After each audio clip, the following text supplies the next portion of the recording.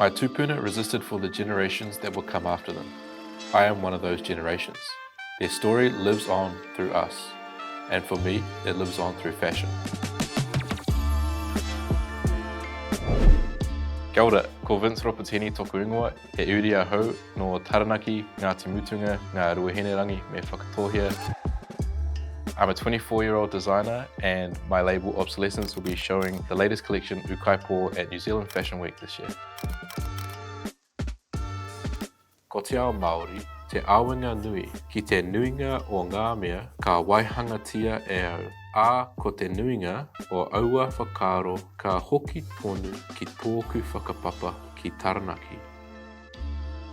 Ko parihaka te tino awenga nui i ā kumahi.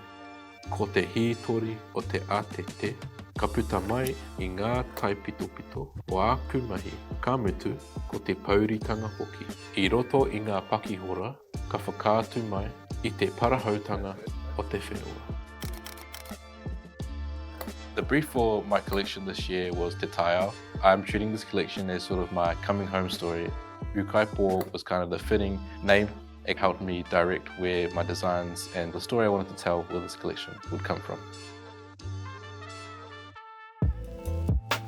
I tēnei tau, koinei te wā tuarua kua tai atu au ki te wiki o kahuria i Aotearoa.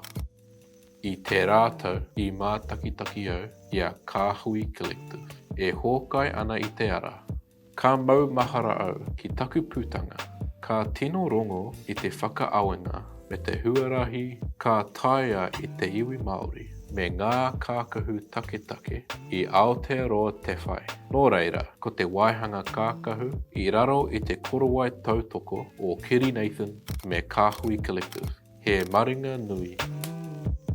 When I first decided I wanted to study fashion, there weren't a whole lot of Māori designers nor Māori menswear designers that I could look to. And to be that person for others now is really special and gives me hope for the next generation of Māori designers.